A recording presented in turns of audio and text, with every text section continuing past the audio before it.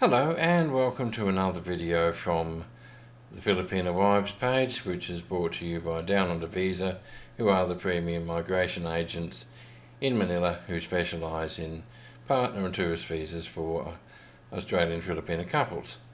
Now I've had a few comments lately from a few, as I say, trolls with plenty of time on their hands on Facebook pages who have decided that my voice is monotonous and boring and have got nothing better to do than to make comments. Well, quite frankly, I will never. I'm an Australian. I'm a migration agent. I'm not an American game show host, so I'm not going to burst on here and say, "Hi and welcome to my video." I'm not going to do that. I'm just going to be myself, and hopefully the content will speak for itself, and those people who do have perhaps less spare time on their hands will probably enjoy the video very well. So if you're one of those, please enjoy. Okay, let's eat. Food and sharing in the Philippines. Now, come across a Filipino eating and they will normally say, "Let's eat," or "Kain tayo." In Tagalog, it's an invitation to join them to eat and typical of Filipino generosity. What you should do next time this happens to you? Well, this is a necessary education for those in Australian Filipino relationships.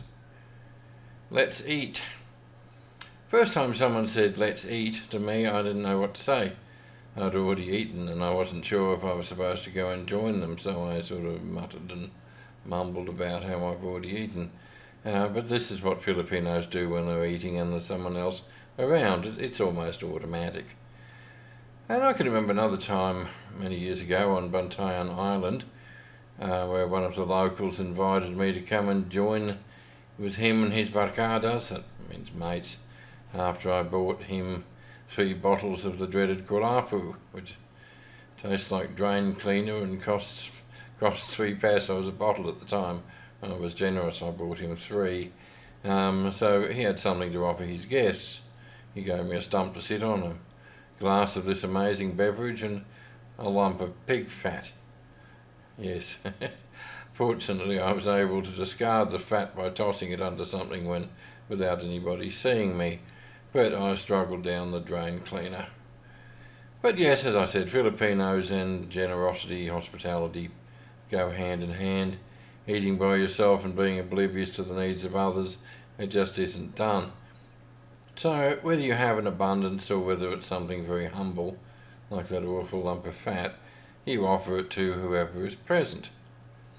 Now try this little exercise next time you see a Filipino eating something. Ask them what they're eating, and guess what they'll do? They will immediately offer you some of it or even all of it to you without any hesitation. Try it. Now, and do you know that when particular religious groups come knocking at the door, asking if you heard the word of the Lord, in the Philippines, the average Filipino will actually invite them in and offer them refreshments. Now they'll do this even if it means they need to politely sit through attempts to convert them, because it would be rude to treat a guest in any other way. Now, does it mean that you need to stop what you're doing when someone says let's eat? Is it rude to say no? No, not at all. You can always politely decline and no one will be shocked.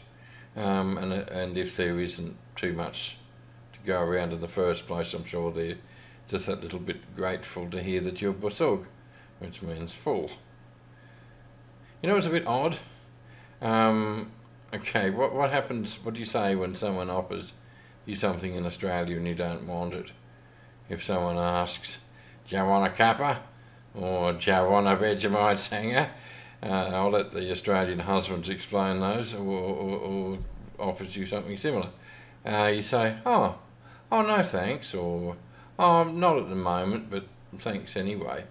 In the Philippines, you sort of screw up your face and you say in an evil sounding tone, "I don't like." You can imagine my shock the first time I heard that.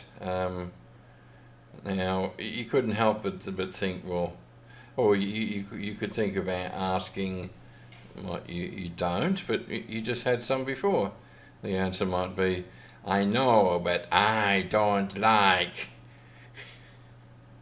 Yes, it means that you don't want it right now. It doesn't mean they detest that particular food or beverage, so be aware of that one. Cultural clashes over Filipino food sharing. Now, food is an important thing in the Philippines, and obviously stemming from the fact that hunger does exist and many do live day to day or meal to meal. There could be nothing but rice for dinner. So food is definitely life, and sharing keeps people alive. Now, having guests over means food. Birthday celebrations means food. Baptisms, weddings, funerals, and of course the barangay fiesta.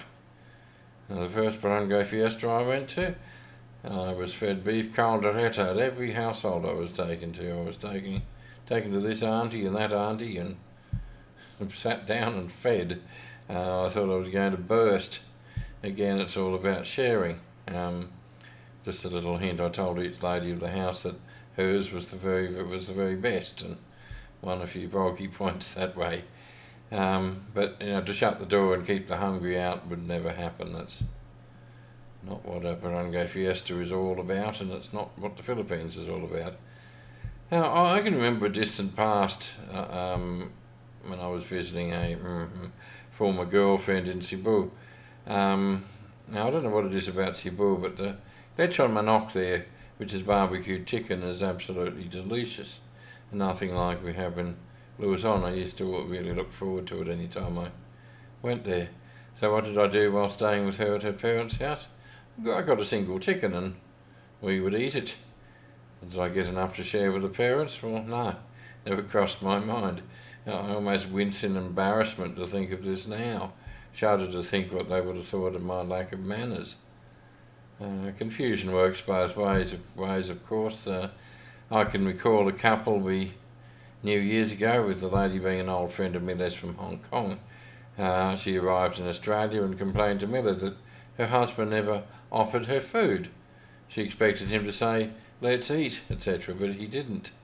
It's not that she wasn't welcome to eat, he just didn't see the point in saying that to his wife when he expected her to make herself at home and not to wait to be asked. Now, and Mila would also be amazed if any time we visited an Australian's place to find they only made one main course. Now, in Australia we ended up actually buying a new table because when we had guests over, the table we had in the kitchen bench would be full to the point that there was no room for anything else.